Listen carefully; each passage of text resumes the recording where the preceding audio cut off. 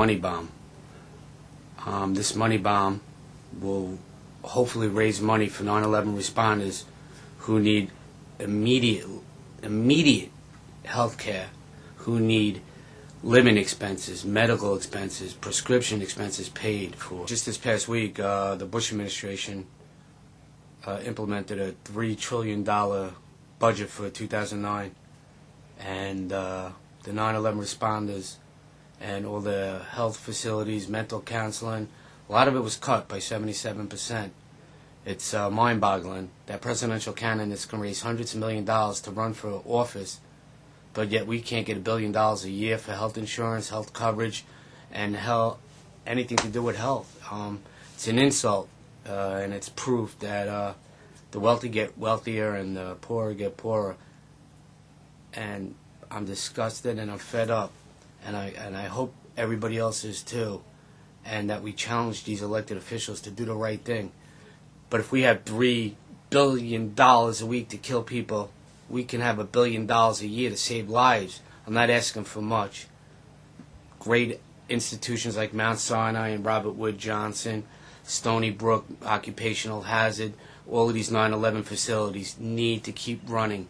They're all running low on funding, and we, the American people, need to make sure that these places stay open and run while the federal government sits idle, turns their back on us, and denies us and neglects us. 70% of 9/11 responders are sick. 70% have some sort of respiratory problem. Hundreds have leukemia. Hundreds have cancer. This is no longer a coincidence. These men and women risk their lives without prejudice, and they need your help more than ever. They cannot even put gas in their car to get to the doctor. They cannot even put food on their table. They're losing their houses, and they're dying in shame. Let's restore a little pride and a little dignity to these heroes, because when you look up the word hero in the dictionary, it says person noted for noble achievement. No one's being noted for anything. The Bush administration turned their back on us. They want no responsibility to 9/11. They want no accountability to 9/11. So be it. Please leave the White House in the next 11 months. I'll never mention your name again. But do not call us heroes, and do not say thank you for our services when you've turned your back on us. To me, you should be in jail for crimes against humanity. I've seen too many of my good friends get sicker and die. I've been to over a dozen funerals in the last 2 years. More will die. More will die even with your help. But more will die with dignity and pride. Let's make America great again. Let's start with the average American making that difference. I can't knock on everybody's door or call everybody. But 6.5 years ago, this country was never more united. We were under attack. So many brave men and women came to New York from every state and did their part for their country. And a lot of you donated then. But a lot of that money didn't get to those heroes. A lot of that was taken by the top and kept at the top. So people ask me, why should I donate? If you can go to McDonald's and get a number 2 and spend $6, then you can spend $6 on donating it to a 9/11 responder. He or she needs that help.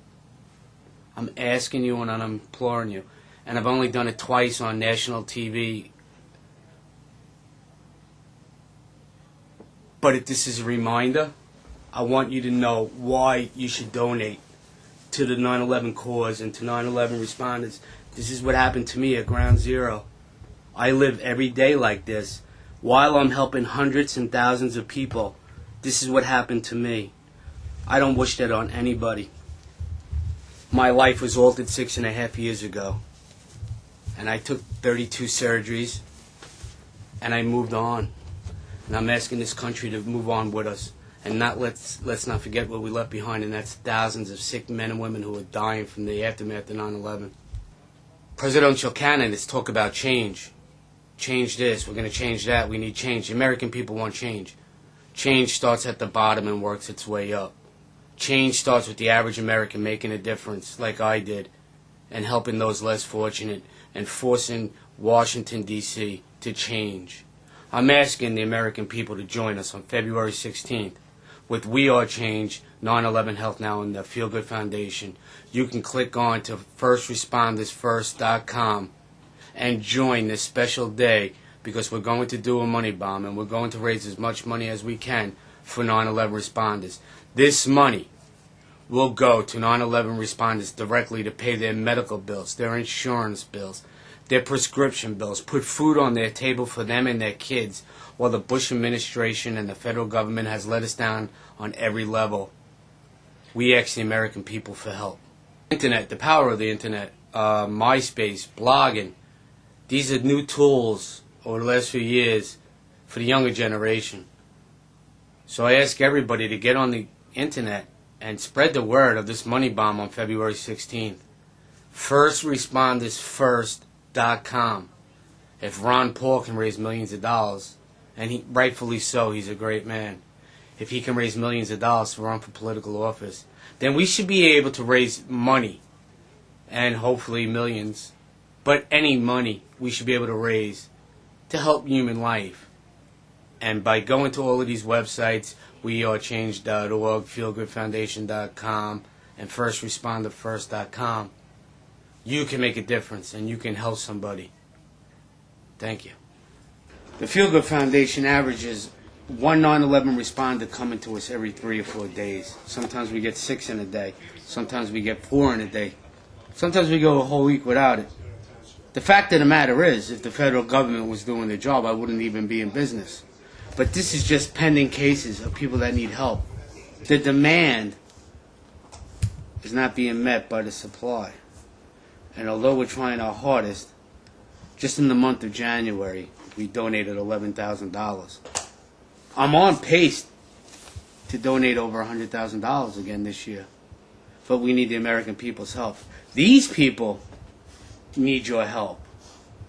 There's over 80 cases here of people waiting for help. The stress that's put on myself and my board members to help these people immediately has never been more noticed. Now, while we become, in my mind, the forefront leader in helping 9/11 responders, we need the American people's help on February 16th. But if I gave everybody here $250, that'd be 20 grand. I need help. The Feel Good Foundation needs help. We Are Change needs help. 9/11 responders need help. 70% of those who work the pile, and personally I think it's more, need help. They haven't worked in 5 or 6 years. They've become deathly ill. How do we let our brothers and sisters and fellow Americans suffer? So when you're enjoying your meal and you're going to the club or you're going to a sporting event or you're buying yourself that new $200 jacket, just think that $5 or $10 of that could have went to helping somebody. If every American donated $1, that'd be $350 million. It'd be a start and a step in the right direction in helping heroes. And let's just not stop at 9/11. Let's help those Iraqi vets who are coming home with no limbs. As an Army veteran, I'm disgusted with the way they're treated. This administration, I said earlier, has let the American people down with the Iraqi war, 9/11, and Katrina. Shame on them. Human life has literally taken a backseat to economics. This country's in a bad place. And like I said before, it's up to the American people to make change. Show Washington what change truly is. They can throw out all that political rhetoric, and they can do their campaign speeches saying, I believe in change. But change starts here. And if you think of the word change, you think of caring. You think of help. You think of assisting.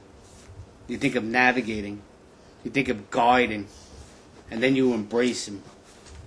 And that spells out change.